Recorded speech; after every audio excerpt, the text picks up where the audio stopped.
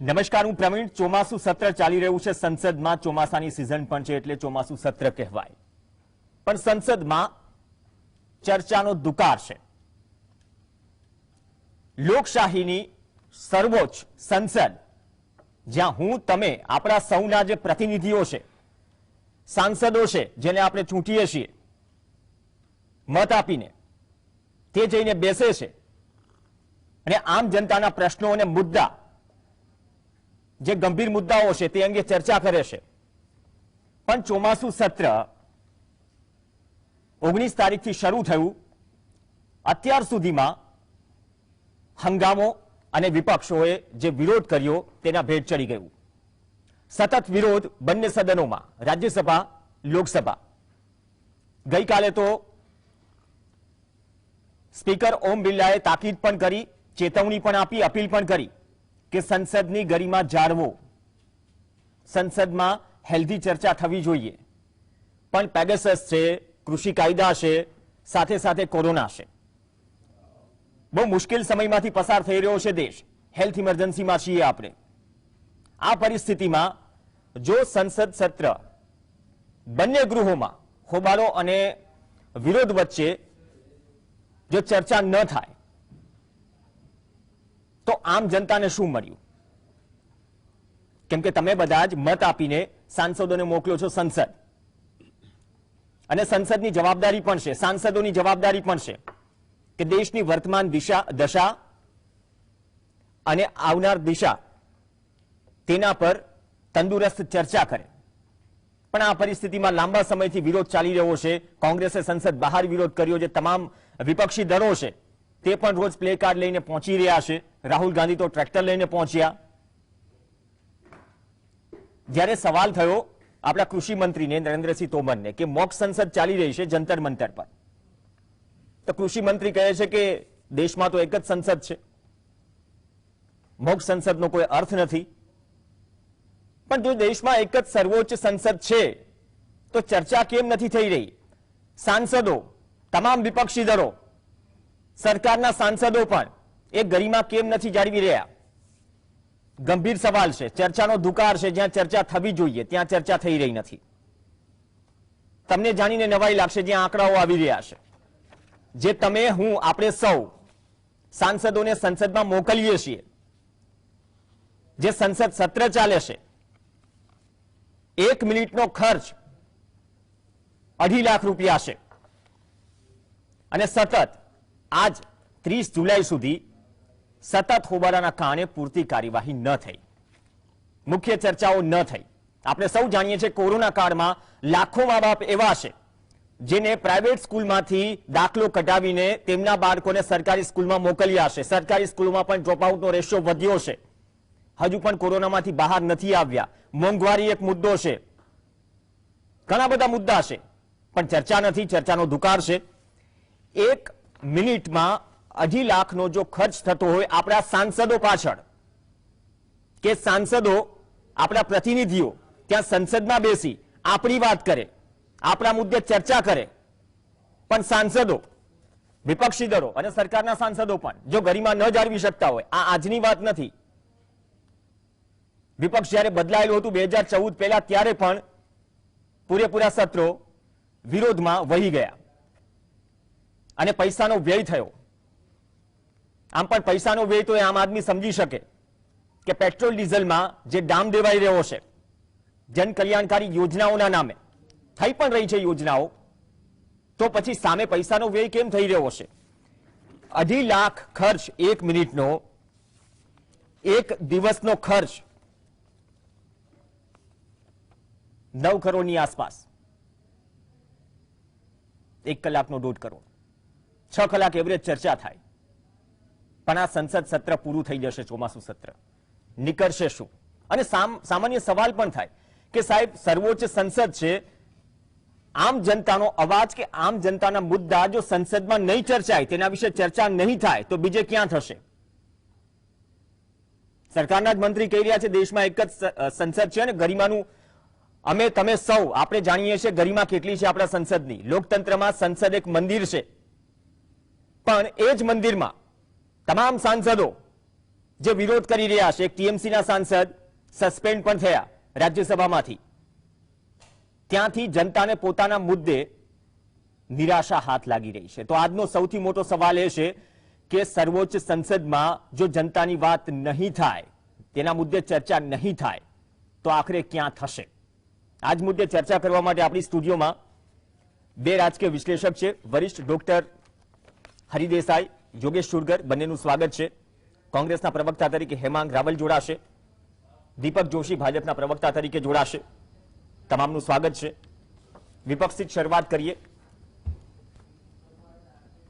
ચર્ચા તો શાંતિથી થાય છે, અહીંયા તો ચર્ચા આપણે કરીએ છીએ, સંસદમાં નથી થતી. હેમાંગભાઈ, કેમ? આટલા બધા મુદ્દાઓ છે, પેગાસસ પણ એમાંનો એક મુદ્દો છે, પણ કેમ? જો 1 મિનિટનો આટલો ખર્ચ હોય, સાંસદોને મોકલે છે, ખર્ચો કરે છે, જનતાના ટેક્સના પૈસા છે, અને ઓલમોસ્ટ અડધું ચોમાસુ સત્ર પૂર્ણ થઈ ગયું, સંસદની અંદર અને બહાર ઠીક છે, અંદર પણ કોઈ ચર્ચા નથી થઈ રહી. આટલા મુશ્કેલ પરિસ્થિતિ અને સમયમાંથી આપણે પસાર થઈ રહ્યા છીએ, તો જવાબદારી કોની? સવાલ ક્યાં કરશે? સવાલ કે ચર્ચા ક્યાં કરશો આમ જનતાની? દેશમાં તો એક જ સંસદ છે. પ્રવીણભાઈ, બહુ સારો મુદ્દો છે, અને સંસદ જે છે એની એક ગરિમા છે, અને એ સંસદની ગરિમા જે છે એ દરેકને સર્વમાન્ય હોવી જ જોઈએ. ભારત એ લોકશાહી દેશ છે અને દુનિયાની સૌથી મોટી સંસદીય પ્રણાલી ધરાવતો દેશ છે. પણ આ સંસદની અંદર તમે એમ કહો છો, નરેન્દ્ર મોદી જેવા આપણા વડાપ્રધાન શ્રી એમ કે કોંગ્રેસ સંસદ નથી ચાલવા દેતી. 50-52 એમના જે મેમ્બર્સ છે, અને સામે 300 વત્તા વધારે મેમ્બર્સ છે. કોંગ્રેસ સંસદ નથી ચાલવા દેતી. 94થી વધારે રાજ્યસભાની અંદર હોય, 34 જેટલા કોંગ્રેસના હોય, છતાંય કે કોંગ્રેસ સંસદ ચાલવા નથી દેતી. સંસદીય ગરિમાની વાત આ લોકોના મોઢે શોભતી નથી. જે સંસદની અંદર ઓફિશિયલ એમ કહેવાય કે કોરોના કાળની અંદર એક પણ મોત ઓક્સિજનના અભાવે થયું નથી. બાદમાં રાજ્ય સરકાર પાસે આંકડા મંગાવ્યા છે. બિલકુલ, એટલે હું એ જ કહું છું, પણ આમાં સામૂહિક જવાબદારી નથી. હેમાંગભાઈ, સામાન્ય સવાલ એ થાય, તમામ જે સર્વપક્ષીય બેઠક મળે કોઈ સત્ર પહેલા, તેમાં એ જ ચર્ચા થાય કે કંઈક આ સત્રમાંથી નીકળશે. ઘણા બધા મહત્વના બિલો પણ છે, પણ તેના કરતા વધુ મહત્વનો મુદ્દો એ છે કે વર્તમાન સ્થિતિ જે છે આપણા દેશની, તેના પર સાહેબ કોઈ ચર્ચા ન થાય. પ્રવીણભાઈ, આપણે 3 કૃષિ કાયદાની વાત કરીએ, એક સેકન્ડ ચર્ચા નથી થઈ. વિપક્ષ કાગળિયાઓ ફાડે. નહીં, ગઈકાલે ચર્ચા થઈ હતી, આપને કહું. અને બીજું, સંસદની જે ગરિમા છે, સંસદ હોય કે વિધાનસભા હોય, પહેલાના જમાનામાં દરેક પાર્ટીને જે સમય મળતો હતો ને એમના જે પ્રશ્નો હતા એ લેખિત આપણે સ્પીકરને મોકલવા પડતા હતા. હવે પોર્ટલ તૈયાર થઈ ગયું છે, અને પોર્ટલની અંદર એના પ્રશ્નો મોકલવાના હોય છે.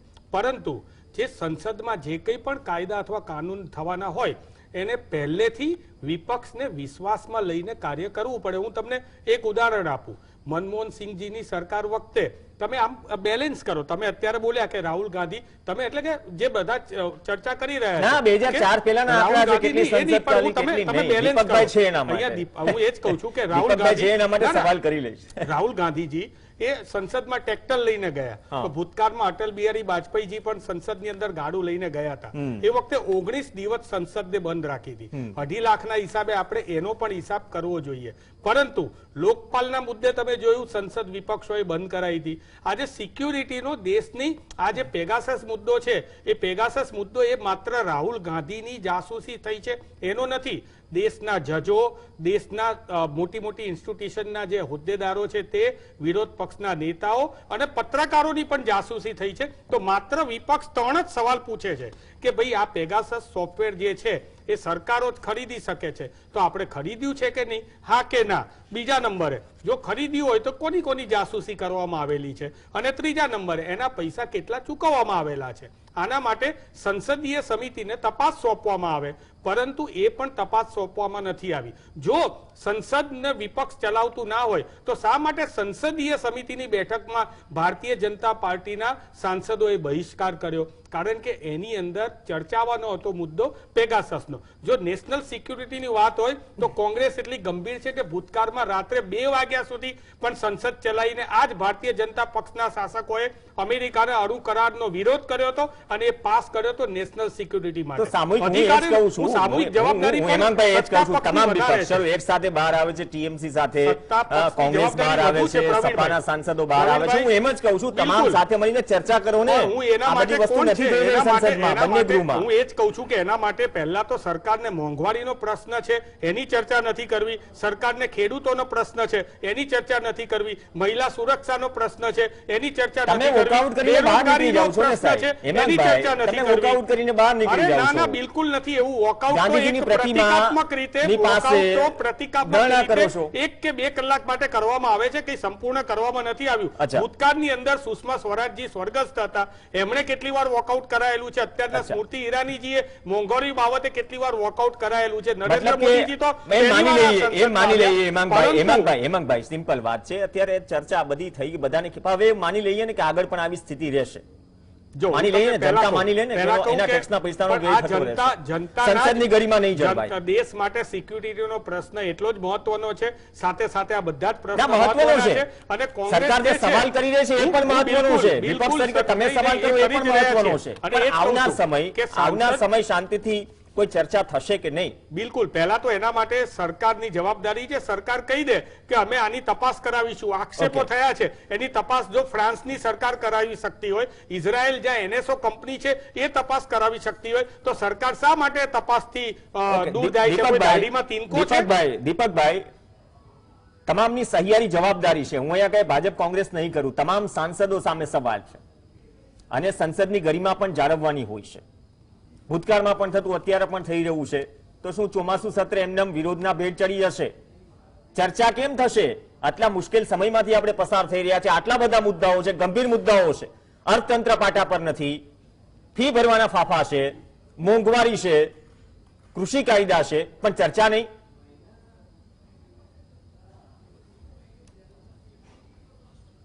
પરંતુ ક્યારે પણ વિપક્ષના સહારા વિના આ ચર્ચા થવી બહુ અશક્ય છે. સવાલ એ છે કે વિપક્ષ અત્યારે એમને પોતાની સત્તા દેખાઈ રહી છે, એટલા માટે તમે જોયું હશે તમારો જે સવાલ બહુ અગત્યનો હતો કે માત્ર કોંગ્રેસ નહીં પણ ટીએમસી સહિત બધા પક્ષો, ખાલી ભારતીય જનતા પાર્ટી કે એનડીએ સાથે એનડીએ સાથે જે 2-3 પક્ષો છે એના સિવાયના તમામ પક્ષો બધા ભાજપનો વિરોધ કરી રહ્યા. તમે સમજો, એની નીતિનો વિરોધ નહીં. એ લોકોને ભારતીય જનતા પાર્ટી સત્તામાં આવી છે એ એમને ગમ્યું જ નથી અને એના માટે એક થઈ ગયા છે. હવે તમે સમજો, એમાં ના નથી, તમે કરો, પણ તમારે એક વસ્તુ છે કે જ્યારે તમારું કર્તવ્ય છે સંસદની અંદર, તમારે જે કર્તવ્ય નિભાવવાનું છે ત્યારે તો તમારે કર્તવ્ય નિભાવવું જોઈએ. આજે એમણે વાતચીત કરી કે પેગાસિસનો વાતચીત બરાબર છે, પણ તમે સંસદની અંદર ચર્ચા તો કરો. તમે કયા મુદ્દા ઉપર શું કહેવા માંગો છો એના માટે ખેલદિલીથી તમે આવો તો ખરા. તમે માત્ર ને માત્ર તમને ભારતીય જનતા પાર્ટી સામે શાસક પક્ષમાં બેઠી છે, તમને ગમતું નથી, એના માટે તમે પ્રજાના પ્રશ્નો પણ લઈને નથી જતા સંસદની અંદર. એ બહુ દુઃખની બાબત છે. તમે આની પહેલા પણ જોયું હશે પ્રવીણભાઈ, આપણે અગાઉ ડિબેટમાં પણ ચર્ચા થઈ ચૂકી છે કે રાહુલ ગાંધીજીએ આની પહેલા પણ તમે જોયું હોય તો સંસદની અંદર આંખ મારતા આપણે જોયેલા છે, મજાક કરતા જોયેલા છે. એટલે એમને જે બતાવવામાં આવ્યું છે સંસદ વિશે, જે એ ગરિમાની વાતચીત કરે છે, એમણે પહેલા બતાવવું જોઈએ કે સંસદ શું છે. સંસદની અંદર સવાલો પૂછવા જોઈએ, પ્રજાના પ્રશ્નો તમારે લઈને જવા પડે. સરકાર જરા પણ જો સરકારથી કોઈ ખોટું થતું હોય અથવા તો સરકારને તમારે સજેશન્સ આપવા જોઈએ, પરંતુ એની જગ્યાએ એ પોતે વિરોધ પક્ષના નેતા હોય, એક સાંસદ હોય, એક રાજકીય મોટી પાર્ટીના સાંસદ હોય, પરંતુ એની જગ્યાએ પોતે આંખ મારતા હોય, મજાક સમજતા હોય ચાલુ સંસદની અંદર. એ ખરેખર હું માનું છું ત્યાં સુધી આવા સંસદો, આવો વિરોધ પક્ષ દીપકભાઈ એક બહુ સારું ઉદાહરણ છે. આપણે છે ને બધી જગ્યાએથી સંવિધાન બહુ સારી વસ્તુઓ લીધી છે. બ્રિટિશ પાર્લામેન્ટમાં એક સાંસદ બહુ જોરથી છે ને પાટલી થપથપાવે છે, માફી માંગે છે, એક બ્રિટિશ સાંસદ પાર્લામેન્ટમાં પોતાને જવાબ રજૂ કરવાનો હોય છે, 10 મિનિટ મોડો પહોંચે છે. સાહેબ રાજીનામું આપી દેશે. રાજીનામું, અહીંયા ચર્ચા જ નથી. થોડું પાસ્ટમાં પણ જઈએ સાહેબ. આજે સ્થિતિ છે, ભૂતકાળમાં તમે કરતા, હવે કોંગ્રેસ કરે છે. એકબીજા પક્ષો એકબીજામાંથી બહુ સારી રીતે શીખે છે. બે હું સ્ટેટમેન્ટ દીપકભાઈ આપવા માંગીશ. એક તો સ્વર્ગસ્થ જેટલીજી અને સ્વર્ગસ્થ સુષ્મા સ્વરાજ. જેટલીજી કહે છે 13 જાન્યુઆરી 2011, કેમ કે 2011 થી 13 સૌથી વધુ ગતિરોધ હતો લોકસભામાં અત્યાર સુધીમાં, એમાંનો એક છે. જેટલીજી કહે છે કે સંસદમાં ગતિરોધ અલોકતાંત્રિક નથી. જ્યારે તમે વિપક્ષમાં હતા તો વિપક્ષના કયા સૂરો છે એ તમને ફરી યાદ અપાવું છું. સંસદમાં ગતિરોધ અલોકતાંત્રિક નથી. હવે સ્વર્ગસ્થ જે સુષ્મા સ્વરાજ છે એ કહે છે કે સંસદને ન ચલાવવા દેવી એ પણ લોકતંત્રનું એક રૂપ છે. મતલબ કે ગઈકાલે તમે વિપક્ષમાં હતા, આજે કોંગ્રેસ અને અન્ય પક્ષો વિપક્ષમાં છે. તો આ જ રીતે હેલ્લી ચર્ચા નહીં થાય તો જવાબદારી કોની સાહેબ? સવાલ ક્યાં પૂછાશે? ચર્ચા ક્યાં થશે? આટલા બધા મુદ્દાઓ છે. એટલા માટે જ પ્રવીણભાઈ હું કહું છું કે દરેક પોતાના મનની અંદર જે છે દ્વેષભાવ છે એને સાઈડમાં મૂકીને એમણે સંસદની અંદર ચર્ચા કરવી જોઈએ. નહીં કે એમણે વોકઆઉટ કરીને બૂમાબૂમ કરીને કોઈ પણ મુદ્દા હોય, તમારે સૌથી પહેલા ત્યાં સંસદની અંદર સરકાર જવાબ આપવા માટે બંધાયેલી છે, તમે ત્યાં સવાલ પૂછી શકો છો. તમે ભૂતકાળમાં તમે વોકઆઉટ કરતા, હવે કોંગ્રેસ કરે છે. તમારામાંથી ઘણું બધું શીખી રહી છે કોંગ્રેસ. મારો કહેવાનો મતલબ એમ છે બંને પક્ષ એકબીજામાંથી ઘણું બધું શીખી રહ્યા છે. 11, 12, 13 ના સંસદ સત્રનો જો આપણે કદાચ રિપોર્ટ કાઢીએ તો એ જ સ્થિતિ છે. બહુ સારું છે. ફેબ્રુઆરી માર્ચનું બજેટ સત્ર 2013નું સાહેબ 163 કલાક કામ થવાનું હતું, માત્ર કામ થયું 17 કલાક. તો આ પણ એક વાસ્તવિકતા છે ને પ્રવીણભાઈ? વાસ્તવિકતા સાથે જ આગળ ચાલીએ આપણે. પણ હું એ કહું છું કે અત્યારનો જે સમય છે બહુ કપરો સમય છે. કોરોનાએ આપણું લગભગ બજેટ આપણું એ ખવાઈ ગયું છે એની અંદર, કોરોનાની મહામારીની અંદર. અને દેશમાં જ્યારે આટલા વિકટ પ્રશ્નો, આર્થિક પ્રશ્નો ઉભા થતા હોય ત્યારે એક એમણે સંસદની અંદર એક પ્રશ્નોત્તરીના ભાગરૂપે અથવા તો એમને જે કંઈ વિપક્ષે સાથ આપીને સરકારને સાથ આપવો જોઈએ ને આગળ ચાલવું જોઈએ. ચર્ચા માટે બેસે ત્યારે થાય ને. એ લોકો ખોટા કારણો ઉભા કરીને એ લોકો સંસદની બહાર વોકઆઉટ કરે છે. ઓકે ડોક્ટર હરિ દેસાઈ, વાત છે ને વોકઆઉટ પર આવી. મેં ભૂતકાળનું પણ કહ્યું અને મેં એક બહુ સરસ ઉદાહરણ પણ આવું છું. દીપકભાઈ, વોકઆઉટ દીપકભાઈ જે કહે છે કે બહુ સારી વાત છે કે જેને ચર્ચા થવી જોઈએ, વોકઆઉટ ન થવું જોઈએ. સત્તા પક્ષ તો ઈચ્છે છે ચર્ચા થાય. પીએમ મોદીએ પણ કહ્યું કે ચર્ચા થવી જોઈએ, સવાલ પૂછાવા જોઈએ. મેં બ્રિટિશ સંસદનું એક બહુ સારું ઉદાહરણ આપ્યું. 10 મિનિટ જવાબ આપવામાં સાહેબ મોડા થયા, રાજીનામું આપી દેશે. અહીંયા કોઈ ચર્ચા જ નથી સાહેબ. દુકાર છે. આપણે લોકતંત્રનું મંદિર છે, લોકતંત્રના મંદિરની ગરિમા નથી જાળવી શકતા. અને જે સમયમાં છીએ સાહેબ, જેટલા પ્રશ્નો છે આપણી પાસે, ગંભીરતા કેટલી સાહેબ દેખાઈ રહી છે. હું કદાચ તમામ પક્ષો એક જ હોડીમાં સવાર છે. આજે આ છે, ગઈકાલે કોઈ ઓર હતું. મને લાગે છે કે મારા મિત્ર દીપકભાઈ જોશીની અવસ્થા હું સમજી શકું છું, કારણ કે આમ તો હાઈકોર્ટના ધારાશાસ્ત્રી છે પણ સંસદીય પ્રણાલીથી કદાચ વાકેફ નથી. એમને ખબર હોવી જોઈએ કે સંસદ કેમ ચલાવાય તો એના માટેના નિશ્ચિત નિયમો છે અને એ નિશ્ચિત નિયમોનું પાલન કરવું જોઈએ. અને ભારતીય જનતા પાર્ટી વિશે તમે સારું થયું આઈનો બતાવ્યો કે અગાઉ છે ને એમણે શું ધમાલ કરી, કેટલા દિવસ ચાલવા ન દીધી સંસદને, અને અત્યારે છે ને આ જે કરી રહ્યા છે એ યોગ્ય છે નથી યોગ્ય. જેટલીજીનો પણ તમે જે ઉલ્લેખ કર્યો એ પણ સારી વાત છે. મને છે ને આને માટે એક જ કહેવત કહેવાનું મન થાય છે કે 100 ચૂહે માર કે બિલ્લી ચલી હજ કરને. ભારતીય જનતા પાર્ટીના મિત્રો સંસદનો ઉપયોગ માત્ર છે ને ચૂંટણી પ્રચાર માટે કરતા હોય અને વિપક્ષને ગાળો દેવા માટે કરતા હોય. મને લાગે છે દીપકભાઈ તો છે ને સંયમી ભાષા વાપરે છે, પણ છતાં એમણે એમના શબ્દોની અંદર રાહુલ ગાંધીએ ત્યાં છે ને આંખ મારી એની વાત કરી 2 વખત. એને શું ખોટું કર્યું ભાઈ? મને લાગે છે ભારતીય જનતા પાર્ટીના બધા જ પ્રવક્તાઓ આ વાત કરે છે અને એ વાત કરે છે ત્યારે એમને ભાન હોવું જોઈએ. એમને જો ખબર ન હોય તો હું સલાહ આપું કે લોકસભાએ જે પ્રકાશિત કરેલા છે ગ્રંથો કે હ્યુમર ઇન પાર્લામેન્ટ, અનેક ગ્રંથો છે, શેરો શાયરી થાય છે, પાર્લામેન્ટની અંદર હળવી પડો પણ હોય છે, પણ પાર્લામેન્ટનો મુખ્ય મકસદ જે છે એ લોકોના પ્રશ્નોને ચર્ચવાનો અને એનો ઉકેલ લાવવાનો છે, કાયદા ઘડવાનો અને એના વિશે છે ને ભિન્ન મતનો આદર કરવાનો છે. આપણને તો અત્યારની સંસદને જોઈને શરમ આવે છે.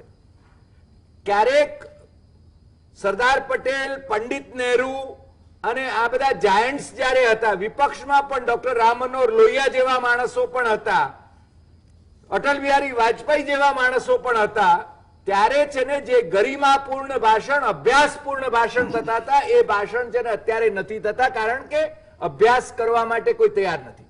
હમણાં પ્રોફેસર મનોજ ઝાનું એક ભાષણ મેં સાંભળ્યું રાજ્યસભામાં, રાજ્યસભાની અંદર. આપણામાં સંવેદના કેટલી રહી છે એનો મુખ્ય પ્રશ્ન છે. તમે છે ને સંસદની અંદર જતા તમે છે ને સંસદની ત્યાં નમીને તમે વંદન કરો છો અને ત્યાં અંદર જઈને છે ને તમારા સભ્યો એ વિપક્ષને બોલવા નથી દેતા. વિપક્ષને બોલવા દેવાની જરૂર છે. તમે બહુ સરસ વાત કરી કે સ્થગન પ્રસ્તાવ છે ને એને સ્વીકારી લ્યો. સ્થગન પ્રસ્તાવ માટે એડવાન્સમાં નોટિસ આપવી પડે છે.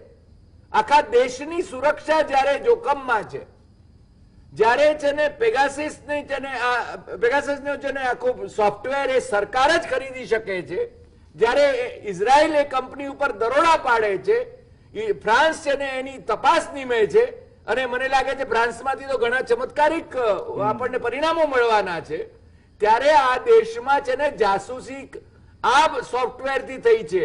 18-19 ની અંદર ખરીદાયેલા એ સોફ્ટવેરનો જવાબ કેન્દ્ર સરકારે અને માનનીય વડાપ્રધાને આપવો જોઈએ. શાને માટે ભાગી રહ્યા છે? ના, સ્વામીજીએ પણ કહ્યું છે.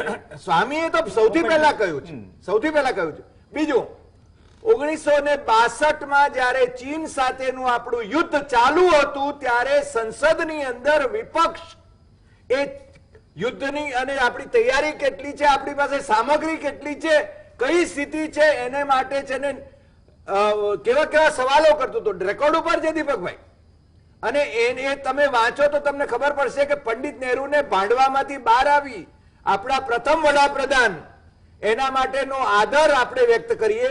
એમણે સ્વસ્થતાપૂર્વક વિપક્ષને પણ ફાઇલો બતાવી છે, એમના કાર્યાલયમાં બોલાવીને વિપક્ષના નેતાઓને. આપણે ત્યાં એવી કઈ ભાઈ ગુપ્તતા જળવાય છે કે વિપક્ષને તમે કોન્ફિડન્સમાં ન લઈ શકો? જે ભારતીય જનતા પાર્ટીના મેમ્બર ઓફ પાર્લામેન્ટ ચીનની કમ્યુનિસ્ટ પાર્ટીના એના મહેમાન થાય છે, એ લોકો આજે સવાલ કરે છે કે કમ્યુનિસ્ટ નેતાઓ છે ને એના સેલિબ્રેશનમાં ભાગીદાર થયા. તમે લોકો પાકિસ્તાનના દૂતાવાસની અંદર જઈને મહેમાનગતિ માણો છો, કેન્દ્રીય મંત્રીઓ મહેમાનગતિ માણે છે અને પાછા તમે છે ને એ બીજા લોકોને, વિપક્ષને તમે ભાંડો છો. મને લાગે છે કે આ યોગ્ય નથી, આ સ્વસ્થ પરંપરા નથી લોકશાહીની. એટલે મને લાગે છે કૌલ એન્ડ સખદરથી જે એના નિયમાવલીથી જે ચાલવું જોઈએ, આપણી સંસદ ચાલવી જોઈએ, એ સંસદને ચલાવવા માટે માનનીય વડાપ્રધાન અને એમના પક્ષના નેતાઓ અથવા તો એમના મોરચાના નેતાઓ, મંત્રીઓ અને વિપક્ષના નેતાઓને પણ સાથે લેવા જોઈએ. બીજું છેલ્લું કહું કે જ્યારે માનનીય અટલ બિહારી વાજપેયી વડાપ્રધાન હતા, આ રેકોર્ડ ઉપર છે, વિપક્ષની ગેરહાજરી હતી ત્યારે એમણે યશવંત સિન્હાને ખાસ મોકલાવ્યા હતા કે વિપક્ષ વિના, વિપક્ષની સંમતિ વિના આપણે છે ને અમુક બાબતો ન રજૂ કરી શકીએ, આપણે સર્વાનુમત કરીએ. જમ્મુ કાશ્મીર એ ભારતનો અવિભાજ્ય અંગ છે. એ ઠરાવ છે ને આપણે ત્યાં સંસદની અંદર અનેક વાર પસાર થયો છે, કોંગ્રેસના શાસનમાં પણ પસાર થયો છે. આપણે જેને લઈ આવીશું પીઓકે, તો પછી સીઓકે નું શું ભાઈ? આવા છે ને ઉછાચડા નિવેદનો એ કેન્દ્રના મંત્રીઓને મોઢે શોભતા નથી. ગરિમા હોવી જોઈએ, એ ગરિમા આપણને અહીંયા છે ને ખૂટે છે.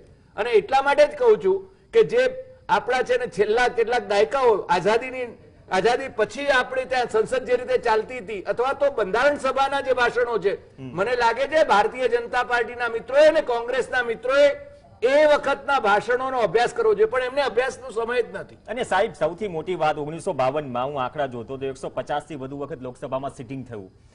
1956માં રાજ્યસભામાં 117 વખત સિટિંગ પણ ઘટી ગયું છે. 0 અવર્સ જે હાફ કરી દીધા ગયા વખતે.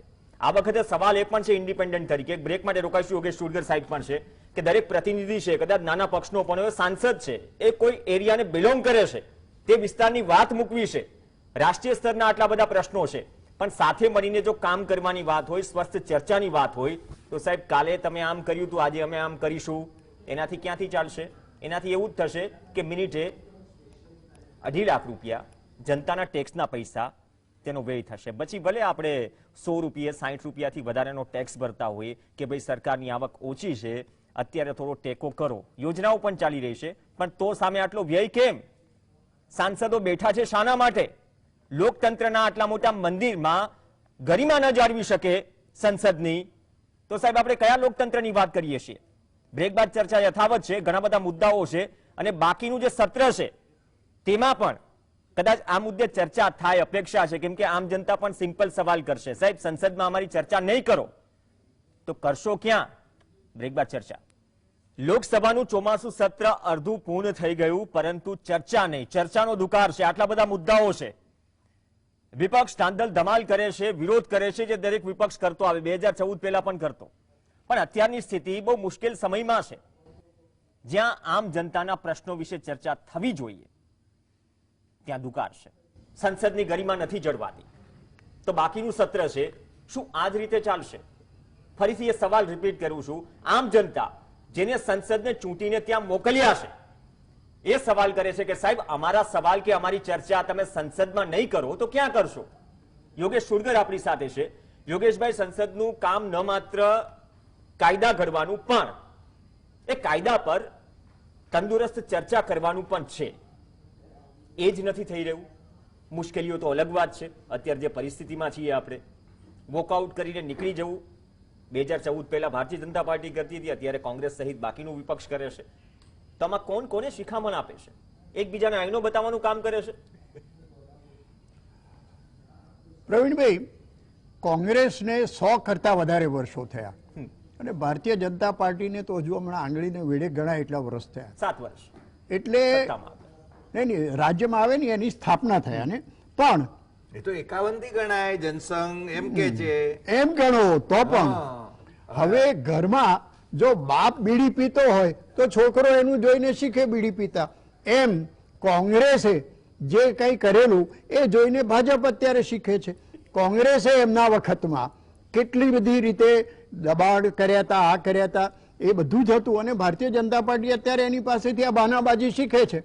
હવે મારે એ યાદ કરવું છે એવું કે અત્યારે લોકસભામાં 550 સભ્યો છે, જેમાંના 530 સ્ટેટમાંથી, રાજ્યોમાંથી ચૂંટાયેલા છે અને 20 સભ્યો યુનિયન ટેરિટરીમાંથી આવે છે.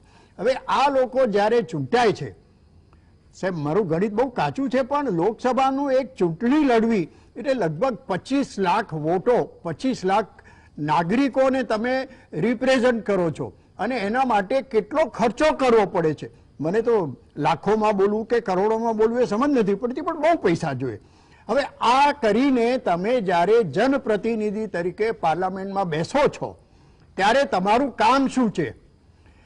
પ્રવીણભાઈએ કીધું એમ કાયદા ઘડવાનું છે, કાયદાઓ જૂના હોય એને સુધારવાનું છે, આ બધું છે. આવું આપણા બંધારણ સભામાં આની ચર્ચા થઈ હતી કે પાર્લામેન્ટ આટલા માટે રાખીએ છીએ, અને જુદા જુદા દેશોના બંધારણોનો અભ્યાસ કર્યો, અમેરિકાના, ફ્રાન્સના, બ્રિટનના, બધાનો અભ્યાસ કરીને એમાંથી સારા તત્વો લીધા, અને બંધારણ સભામાં જે ચર્ચાઓ થઈ, ડૉક્ટર સાહેબે કીધું એ પ્રમાણે એનો જો વાંચન કરવામાં આવે તો એની પર કેટલી બધી ઊંડાણથી ચર્ચા થયેલી, અને ત્યાર પછી આ પાર્લામેન્ટની રચના થઈને પાર્લામેન્ટે શું કામ કરવું એ નક્કી થયું. પ્રવીણભાઈ, મેં તો બંધારણ સભાનો અથવા તો બંધારણનો સ્ટડી કર્યો છે, અને પાર્લામેન્ટરી પ્રોસિજરના ક્લાસીસ પણ મેં ભર્યા છે. પાર્લામેન્ટમાં કેમ બોલવું, કેમ શું કરવું, એને માટેના સરસ નિયમો બનાવેલા છે. આ કોઈ પાર્લામેન્ટ એમને અત્યારે ટોળા મળીને મળે અને ચાલે એવી રીતે નથી. અત્યારે તો એવું થઈ રહ્યું છે, અને એનું મને બહુ દુઃખ છે. જ્યારે કોંગ્રેસનું રાજ હતું ત્યારે ભારતીય જનતા પાર્ટી વિરોધ કરતી, આજે ભારતીય જનતા પાર્ટીનો એટલે રાજ હોય તો કોંગ્રેસને વિપક્ષો કોંગ્રેસ. પણ શીખ્યા ને, વસ્તુ અને એ જ છે ને, આ તો- આઈને બતાવી રહ્યા છે એકબીજાને. આ તો વિપક્ષ શબ્દ હમણાં આપણે વાપરતા થયા, પહેલા તો વિરોધ પક્ષ શબ્દ બોલતા હતા, એટલે એમનું કામ વિરોધ કરવાનું, અને અત્યારે એ જ થઈ રહ્યું છે. હવે આ લોકોને જે જનપ્રતિનિધિ તરીકે સાંસદ ત્યાં જાય છે એને લાખો રૂપિયાનો મહિને પગાર મળે છે, અને તમે વિચારો એ પગાર પાછો એવો હોય છે કે એમાં જે પાર્લામેન્ટ એટેન્ડ કરે એનું ભથ્થું જુદું, બીજા બધા ભથ્થાઓ જુદા. એટલા માટે તો ગણાવ્યું સાહેબ, આજે આપણો ખર્ચ જે છે 2 લાખ કરતા વધારે એમને મળે છે મહિને. હવે આટલો પગાર તો કોઈ ન્યાયાધીશને નથી મળતો, 2.5 લાખ જ મળે છે ન્યાયાધીશને. અને આ લોકોને તો જે ભથ્થા મળે છે, મને માત્ર એક આ ટેલિફોનનું યાદ આવે છે કે હું અનલિમિટેડ વાપરું તોય મારો મહિને 400 થી 500 રૂપિયા ખર્ચો થાય. એ લોકોને મહિને 14,000 રૂપિયા ટેલિફોનના આપવામાં આવે છે. મને આ સમજ નથી પડતી કે 14,000 કયા ખિસ્સામાં મૂકતા હશે એ લોકો, કે કઈ કંપનીને ભરતા હશે. તો આવા સંસદ સભ્યો આ જે આજના દિવસે જે કંઈ આ 7 દિવસથી 12 દિવસથી ચાલી રહ્યું છે એ જોઈને ખરેખર શરમ આવે. અમારા જેવાએ અગાઉ સંસદ જોઈ છે, કેવી જોઈ છે.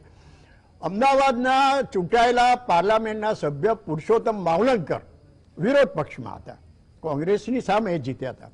હવે હું એ વખતે એ પાર્લામેન્ટમાં હાજર હતો, ત્યારે પુરુષોત્તમ માવલંકર બપોરે 3:30 વાગે બોલવાના છે એવું જાણીને ઇન્દિરા ગાંધી પોતાની અમુક જાતની મિટિંગો રદ કરીને ત્યાં એમને સાંભળવા આવ્યા, અને એ એટલું અભ્યાસપૂર્ણ એમનું પ્રવચન હતું કે ઇન્દિરા ગાંધીને મેં જોયા હતા કે નોટ કરતા હતા. એટલે આ રીતે આવા પાર્લામેન્ટના મેમ્બરો ત્યાં જ્યારે પાર્લામેન્ટમાં હતા, સોમનાથ ચેટર્જીની હમણાં વાત થઈ, એવા બધા કેટલા લોકો હતા જે ખૂબ અભ્યાસુ હતા અને જેમને દેશ માટે પોતાના જે વિસ્તારમાંથી આવે છે એના માટે કંઈક પ્રશ્નો રજૂ કરવાના હતા. એક બિલ રજૂ થાય તો એ બિલ ઉપર કેટલી બધી વિગતવાર ચર્ચાઓ થતી હતી, લોકો એનો સ્ટડી કરીને આવતા હતા. આજે પ્રવીણભાઈ, આજે એરપોર્ટ ઓથોરિટીનું એક બિલ, કોકોનટ ડેવલપમેન્ટનું બિલ, ફેક્ટર ટ્રાન્સફરનું બિલ એમને બધું પાસ થઈ ગયું. પેલા લોકો હો કરતા રહ્યા અને આપણે બિલ મૂક્યું ને પાસ થઈ ગયું. આ કઈ જાતનું નાટક ચાલે? ધ્વનિમત વાળું કે અને ધ્વનિ વધારે છે. આમાં કેટલીક બધી ખામીઓ પણ હશે, તો વિપક્ષે આનો સ્ટડી કરીને એમાં રજૂ કરવું જોઈએ કે આ બરોબર નથી, આવું કઈ થયું નહીં. જવાબદાર બધા છે સાહેબ, જવાબદાર બધા છે. હેમાંગભાઈ, જવાબદાર બધા છે. એક જ નાવમાં સવાર છો, એકબીજાને અરીસો દેખાડી રહ્યા છો. આપણે યુકેની જ વાત કરી લઈએ, ઘણું બધું બંધારણમાંથી આપણે સારી વસ્તુઓ કેપ્ચર કરી છે ત્યાંથી, અલગ અલગ જગ્યાએથી. યુકેમાં પણ સાહેબ મોક સંસદની પરંપરા છે, વિપક્ષ કરે છે. તમે યુકે વચ્ચે એક જ વાક્ય કહી દઉં, યુકેમાં લિખિત બંધારણ છે જ નહીં, છતાં એનું સરસ પાલન થાય છે. પરંપરાઓથી ચાલે છે અને છતાં સ્વસ્થ લોકશાહી ટકી રહી છે. આ બહુ મહત્વની વાત છે. અને તમે બહુ સરસ પેલી વાત કરી કે પેલો મોડો પડ્યો અને રાજીનામું આપે છે, આ છે ને, એ ગરિમા છે. અહીંયા તો એવી ગરિમા રહી જ નથી. ક્યારેક શાસ્ત્રીજી પેલો રેલવેનો એક્સિડન્ટ થયો ત્યારે રેલવે મંત્રી તરીકે રાજીનામું આપ્યું, પણ પછી તો આવી કોઈ વાત પણ નહીં.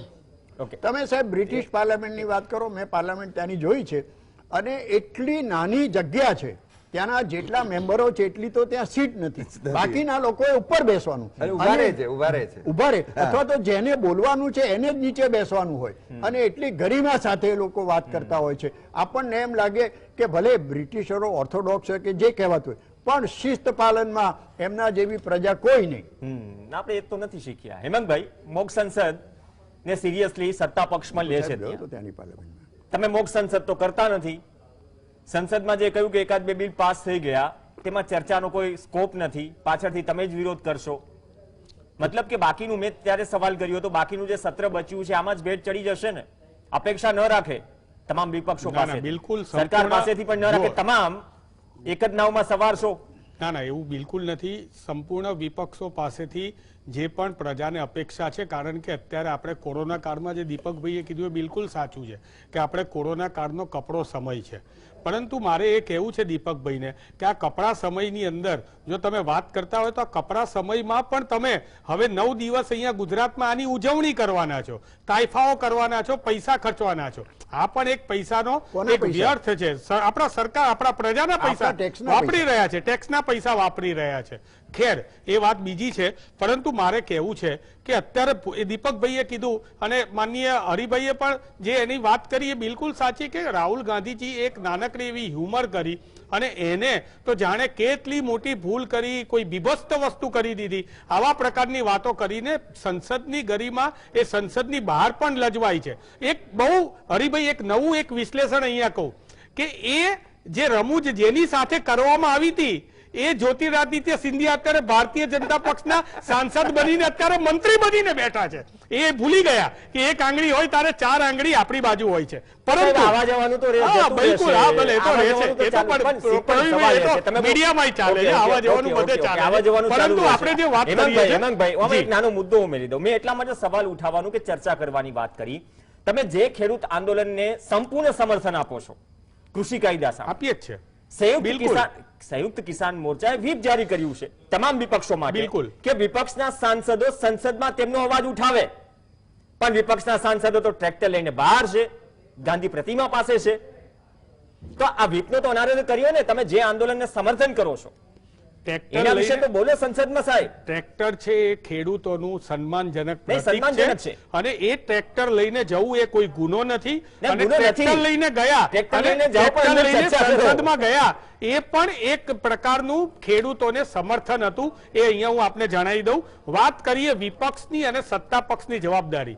માનનીય મનમોહનસિંહજીના સમયમાં મનમોહનસિંહજીને કેટલું બધું બોલવામાં આવ્યા, મૌની બાબા અને આ તે અને બધું. વડાપ્રધાન જે અત્યારના છે એ પણ બોલેલા છે.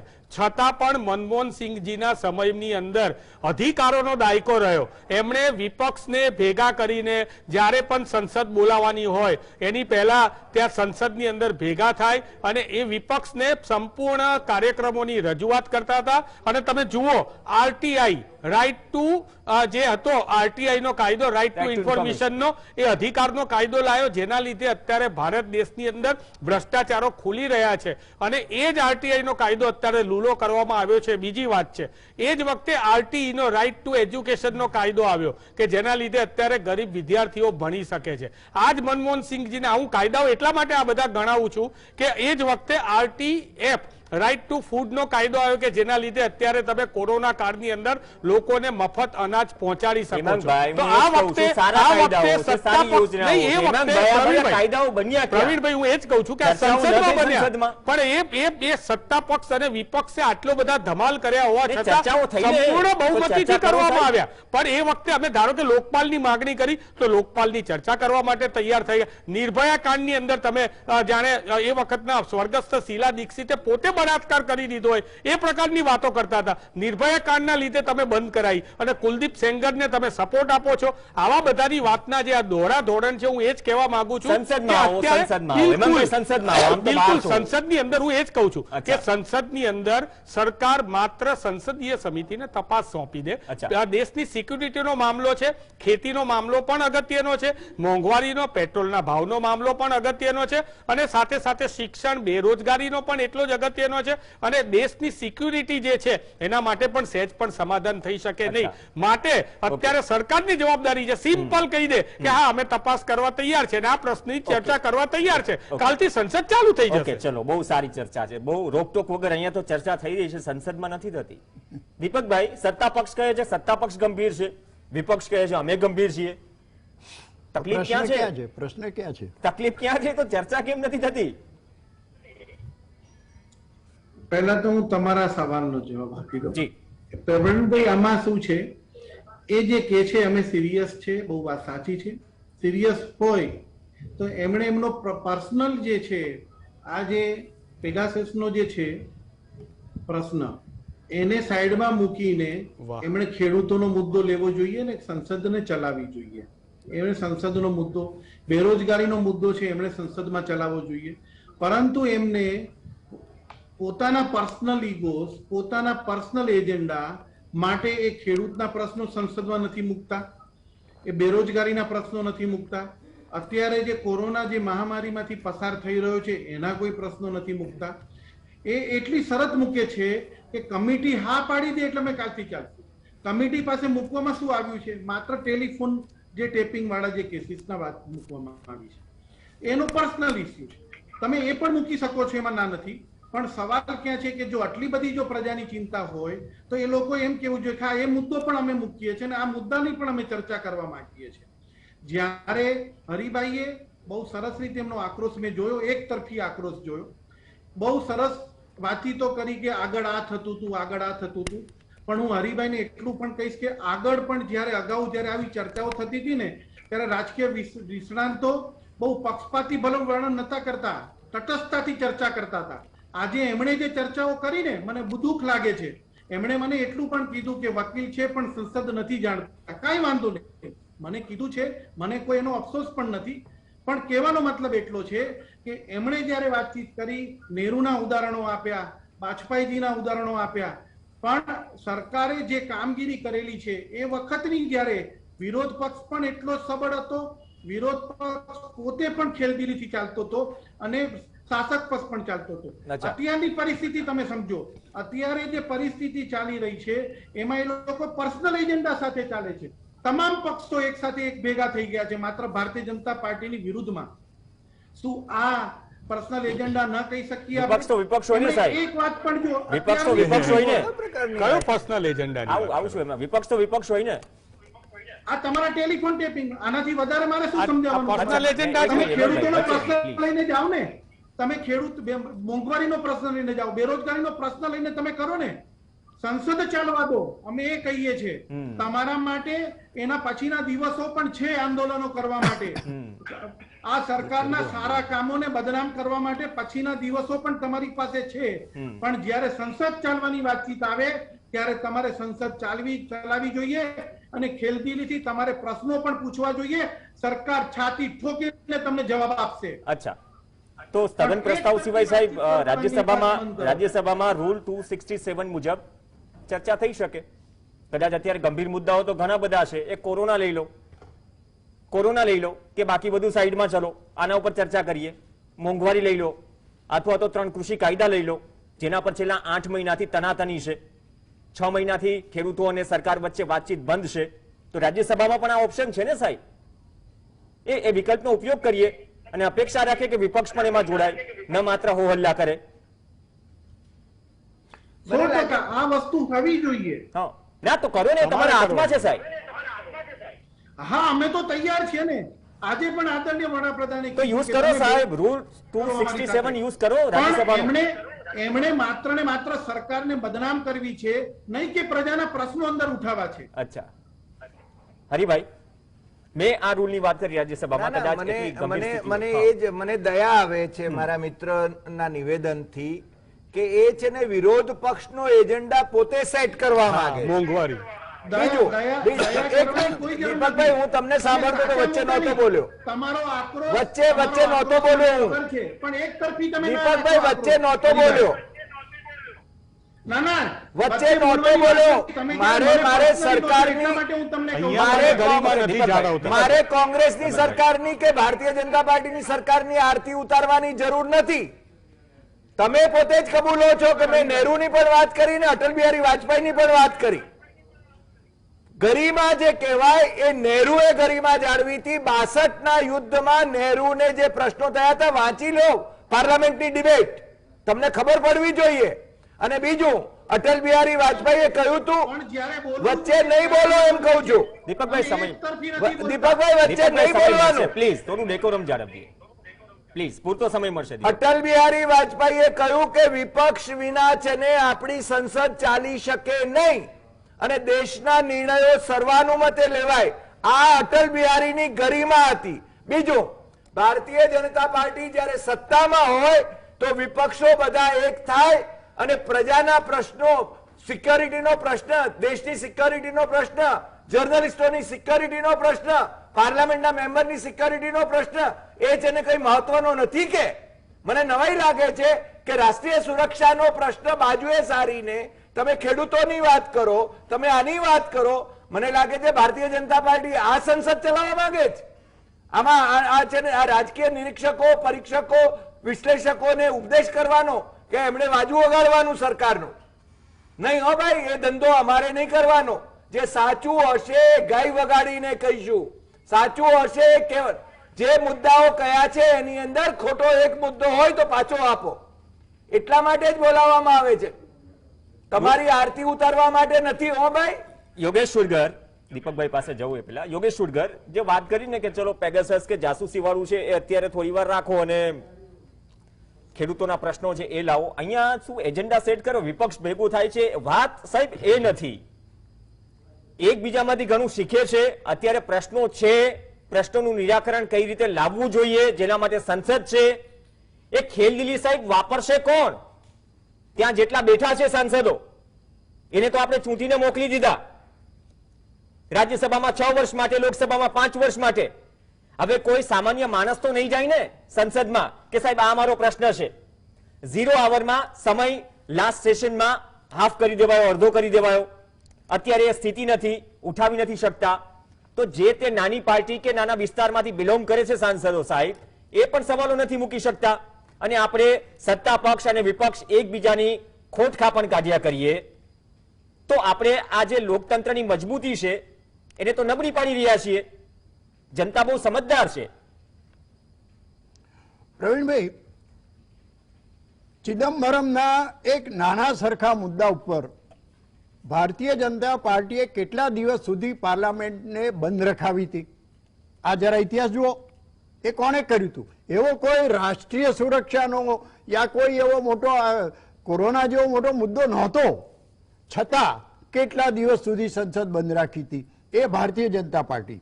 હવે આ તમે વિચાર કરો કે આજે કયા મુદ્દાઓની ચર્ચા કરવી, એ જો ભારતીય જનતા પાર્ટી નક્કી કરે કે સામી પાર્ટીએ આટલા મુદ્દાઓ લાવવા. પાર્લામેન્ટરી પ્રોસિજર એક એવી હતી કે સંસદ ચાલે ત્યારે શુક્રવારનો એક દિવસ બિન સરકારી વિધેયકો માટેનો હતો. હવે એ પણ જતું રહ્યું. એટલે કોઈ પણ વિરોધ પક્ષને, કોઈ પણ એક સિંગલ મેમ્બરને કોઈ પ્રસ્તાવ મૂકવો હોય તો એના માટે શુક્રવારે છૂટ હતી. હવે એ ક્યાં ગયું અને કેવી રીતે એને નાબૂદ કર્યું મને ખબર નથી. એક પ્રણાલિકા હતી અને એમાં એવા મુદ્દાઓ આવતા હતા કે જે પોતાના વિસ્તારના અથવા તો જે તે સંસદ સભ્યને એમ લાગે કે આ અગત્યનો છે, મુદ્દાઓ મુકાતા હતા. તો આજે જો શુક્રવાર એવો રાખ્યો હોત તો કદાચ એકાદ વિપક્ષવાળાએ તો એકાદ કિસાને એનો મુદ્દો આજે કાઢ્યો હોત.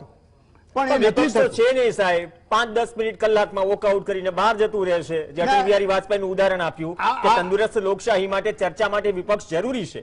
ના, આ વિપક્ષ તો કઈ રીતે ભેગા બનશે સ્થિતિ? અત્યારે વિપક્ષ જે ભેગા થયા છે એના માટે કઈક વાતો વાપરવામાં આવે છે. ત્યારે હું એમ પૂછું છું કે એક વખત એવું હતું કે બિન કોંગ્રેસી પક્ષો ભેગા થઈને ઇન્દિરા સામે મોરચો ઇન્દિરા કર્યો versus હતો. all. અને 67-77 આપણી સામે છે જ. અને જનતા ગવર્મેન્ટ રચાઈ હતી એ વખતે. એટલે વિપક્ષો ભેગા થાય એ કોઈ ખોટું નથી, 17 વિપક્ષ હોય કે 27 હોય. હવે મારે એક બીજો પ્રશ્ન અહીંયા પૂછવો છે કે આ મેમ્બરો જે પાર્લામેન્ટના છે અને મેં અગાઉ કહ્યું એ પ્રમાણે લાખોનો પગાર આપે છે. ડોક્ટર સાહેબે કહ્યું કે 2 લાખથી પણ વધારે છે, ન્યાયાધીશો કરતાં પણ વધારે, અને એમને પાછું પેન્શન આપવામાં આવે છે. આ કોઈ પાર્લામેન્ટના મેમ્બરો કોઈ નોકરી કરતા નથી, એ તો માત્ર સેવા કરવા આવ્યા છે. એમને પેન્શન શેનું? અને એમાં એક રમૂજવાળી વાત એ છે કે એક ભાઈ અત્યારે મેમ્બર ઓફ પાર્લામેન્ટ થાય છે, પછી એ હારી જાય છે ને MLA થાય છે, ફરી પાછા એ MP થાય છે, તો એને સાહેબ 3 વખત પેન્શન મળે. એક વખત મેમ્બર ઓફ પાર્લામેન્ટ હતો એનો, પેલું MLA થયો એનો, ફરી પાછો મેમ્બર ઓફ પાર્લામેન્ટ. આ બધા શું નિયમો તમે ઘડી કાઢ્યા છે? અને એ ઘડનારા કોંગ્રેસ વાળા, કોમ્યુનિસ્ટ વાળા, ભાજપ વાળા બધા ભેગા થઈને આ નિયમો કર્યા છે. ના સાહેબ, નિયમો છે ને પાલન થઈ જાય ને આજે સાહેબ સુપ્રીમ 100 રૂપિયા 60 થી કોર્ટમાં વધુનો ટેક્સ ભરીએ છીએ આપણે. સુપ્રીમ કોર્ટમાં આજે એક રીટ થઈ છે કે સાહેબ આ લોકો નોકરી નથી કરતા, એમને શેના માટે પેન્શન આપો છો? અને સુપ્રીમ કોર્ટે આ કેસ દાખલ પણ કર્યો છે. હવે એનું હિયરિંગ શું થાય છે જોવાનું રહ્યું. પણ આ પાર્લામેન્ટના મેમ્બરોએ સમજવું જોઈએ કે અમને પ્રજાએ જે ચૂંટીને મોકલ્યા છે અમારા પ્રશ્નો માટે, દેશના પ્રશ્નો માટે, અને પાર્લામેન્ટમાં વેલમાં ધસી જવા માટે આજે કોંગ્રેસના સભ્યએ મને ગણિત શીખવાડ્યું કે 300 ભાજપના મેમ્બરો સિવાયના 200 મેમ્બરો ભેગા થઈને વેલમાં ધસી જાય છે. તો એક મેમ્બર 25 લાખ વ્યક્તિઓનું પ્રતિનિધિત્વ કરે છે, એટલે 20 તમે ગણો તો 5,000 લાખ લોકોનું પ્રતિનિધિત્વ વેલમાં આવે છે. આ કોંગ્રેસનું ગણિત. અરે ભાઈ, તમને એટલા માટે મોકલ્યા છે આ 5,000 લાખ લોકોના પ્રતિનિધિ તરીકે કે તમે દેશનું કંઈ ભલું કરો, જે કાયદાઓ આવે એના પૂરા અભ્યાસ કરો અને એમાં જે સારું ખોટું હોય એની ચર્ચા કરો. પણ આ કોંગ્રેસના જે સભ્ય હતા એમને આજે આ ગણિત શીખવાડ્યું. અરે સાહેબ, આ ગરિમાની વાત છે. વેંકૈયા નાયડુજીએ રાજ્યસભામાં વિપક્ષ સીટીઓ મારે છે. અરે હવે આ તો humor- નહીં, નહીં, સાહેબ, આ તો humor નથી. સ્પીકરની ખુરશીઓ ઉથલાવવામાં આવે છે. નહીં, નહીં. અને છતાં હેમંતભાઈ. આજે તમે ત્યાં ટીવી કેમેરા મૂક્યા છે, આખો દેશ જુએ છે અને તમને એનો કોઈ સંકોચ કે શરમ નથી. નહીં, નહીં સાહેબ, બહુ સારું છે, લોકો જુએ છે. ખબર તો પડે ને હેમંતભાઈ કે આપણા સાંસદો, આપણા પ્રતિનિધિઓ જેને આપણે મોકલીએ છીએ હેમંતભાઈ, એ શું કરે છે ત્યાં જઈને એ પણ ખબર પડે. તો વિપક્ષ વગર કોઈ તંદુરસ્ત ચર્ચા નથી સાહેબ, અને વિપક્ષ આમાં ભાગ બનવા માંગતું નથી. છેલ્લી 1.5 મિનિટ હું 1.5 મિનિટમાં અને કહું. બાકીનો જે સમય બિલકુલ, છે એટલીસ્ટ બિલકુલ. મ્યુચ્યુઅલ અન્ડરસ્ટેન્ડિંગ થી આગળ વધો. કશો વાંધો નહીં. હું આપને પહેલા એ કહેવા માંગુ છું કે માનનીય યોગેશભાઈ ચુડગરે જે કીધું ને એમાં હું અત્યારે એવું નહીં કહું કે તમે અત્યારે જેમ ભાઈ દીપકભાઈએ કીધું એમ રાજકીય વિશ્લેષક અહીંયા બેસીને સાચી વાત રજૂ કરી શકે છે. અને આ જે સંસદીય પ્રણાલી ત્યાં છે, ડિબેટની પ્રણાલી પણ હોવી જોઈએ. એમને કોંગ્રેસને કોઈ પણ વાત કરી એક પણ વખત મેં એમને રોક્યા નથી. મને અત્યારે દુઃખ સાથે કહેવું પડે છે કે દીપકભાઈએ જ્યારે તો હરિભાઈએ તો બંનેની વાત કરી, કોંગ્રેસ અને સાહેબ, હું પણ ભાજપની. કોંગ્રેસમાં નથી ને ભાજપમાં બિલકુલ, નથી. છતાં બંનેમાંથી કોઈનું પણ સમર્થન આપણે નથી. ગરિમા જાળવવી જોઈએ. ગરિમા જાળવવાની એક વાત હું ખાલી 1 મિનિટમાં કરીશ. માનનીય અટલ બિહારી વાજપેયીજી જ્યારે સંસદ ચાલતી હતી ત્યારે અટલ બિહારી વાજપેયીજીને મળવા માટે સવારના પોરમાં રાજીવ ગાંધી 8 વાગે જતા રહ્યા. વડાપ્રધાન હતા 8 વાગે. વાજપેયીજી ઉઠ્યા નહોતા, એમની 1.5 કલાક રાહ જોઈ. 9:30 ઉઠ્યા ત્યારે વાજपेयी પોતે ક્ષોભમાં આવી ગયા કે राजीव जी आप इतने घंटे से आए हुए, मुझे उठा दिया होता आपने. तो કે નહીં, આપ સો ગયે થે. એમણે ત્યાં બેઠા અને એમણે બેસીને કીધું કે તમારે આ એક વિદેશના પ્રતિનિધિ મંડળમાં જવાનું છે અને પ્રતિનિધિ મંડળમાં જઈને તમારો જે રોગ છે એ રોગનો ઈલાજ કરાવવાનો છે. આ વાત રાજીવ ગાંધીએ નહોતી કીધી. રાજીવ ગાંધીજીના મૃત્યુ પછી અટલ બિહારી વાજપેયીજીએ કીધી હતી કે આજે હું જીવિત હોઉં તો એ રાજીવ ગાંધીજીના કારણે છું. આવા પ્રકારની સંસદની ગરિમાને અત્યારે જો તમે એમ કહેતા હોય કે કોંગ્રેસ પાર્ટી લજવી રહી છે તો બિલકુલ ખોટું છે. માનનીય દીપકભાઈએ જ અત્યારે સ્વીકારી લીધું કે તમે મોંઘવારીના પ્રશ્ન ઉપર આવો, તમે બેરોજગારીના પ્રશ્ન ઉપર આવો. એનો મતલબ કે મોંઘવારી છે, તમે એને ટેકલ નથી કરી શકતા. બેરોજગારીના પ્રશ્ન ઉપર આવો તો બેરોજગારી છે, તમે એને ટેકલ નથી કરી શકતા. ખેડૂતના પ્રશ્ન ઉપર આવો તો ખેડૂતોના પ્રશ્ન છે તો 3 કાળા કાયદાઓ હટાવી દો ને ભાઈ. પરંતુ એ જો એમ કહેતા હોય કે 25 સેકન્ડ 20 સેકન્ડ ખાલી જો એમ કહેતા હોય કે જો આ પેગાસસનો મુદ્દો એ કોઈ પર્સનલ મુદ્દો છે તો બિલકુલ નથી. આ રાષ્ટ્રની સુરક્ષાનો મુદ્દો છે અને રાષ્ટ્રની સુરક્ષાના મુદ્દે કોઈ પણ પ્રકારનું સમાધાન નહીં કરવામાં આવે. ઓકે, ચલો, બહુ સારી વાત કરી. વિપક્ષ બહુ મોડે ખુલીને મેદાનમાં આવ્યો ખેડૂતો પ્રત્યે. એવું હતું સમર્થન, એવું ને ટ્વિટર પર હતું, નિવેદનબાજીમાં હતું. પણ જાણે કે સત્રની રાહ જોવાતી હોય એ પણ એક સ્થિતિ છે. અને વ્હીપ એટલે જાહેર કર્યું સંયુક્ત કિસાન મોરચાએ કે ભાઈ વિપક્ષના સાંસદો પણ સવાલ ઉઠાવે, અવાજ બુલંદ કરે.